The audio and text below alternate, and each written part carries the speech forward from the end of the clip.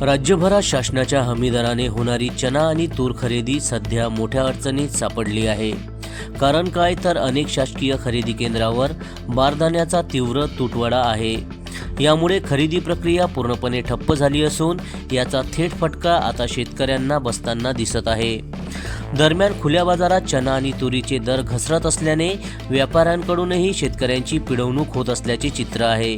शेतकऱ्यांना योग्य दर मिळावा यासाठी शासनाने पणन महासंघाला नोडल एजन्सी म्हणून नियुक्त करून हमीदराने खरेदी सुरू केली होती।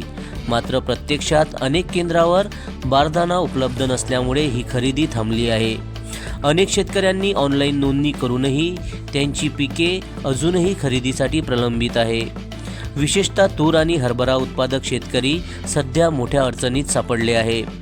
केंद्रावरून सध्या एकच उत्तर दिलं जात आहे, बारदाना आल्यानंतरच खरेदी सुरू होईल। दरम्यान शेतकऱ्यांकडून शासनाकडे तात्काळ बारदाना उपलब्ध करून खरेदी सुरू करण्याची मागणी जोर धरत आहे। जनसमर्थन न्यूज, चांदूर रेल्वे, जिल्हा अमरावती। कास्तकारांनी चण्याच्या आणि तुरीच्या भरपूर नोंदी खरेदी विक्री संघामध्ये केलेल्या आहे, तरी पण कास्तकाराला गव्हर्नमेंटचे चण्याचे भाव 5875 रुपये आणि तुरीचे 8000 रुपये भाव आहे। परंतु बारदाण्याअभावी कास्तकार गव्हर्नमेंटला माल देऊ शकत नाही।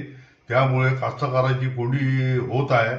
तरी व्यापारी बाहेरचा माल जो घेते हा कमी पैशात घेऊन राहिले आहे, म्हणून कास्तकार हा संभ्रमात पडला आहे।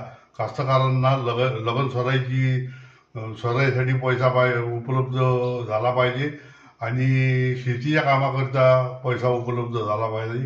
तरी गव्हर्नमेंटला आमची कळकळीची विनंती आहे का बारदाना लवकरात लवकर उपलब्ध करून द्यावा आणि कास्तकाराला 2 पैसे जास्त मिळेल याची नोंद घ्यावी। म्हणून आम्ही कास्तकार कळकळीची विनंती करतो गव्हर्नमेंटला का बारदाना लवकरात लवकर पाठवावा, हे आमची विनंती।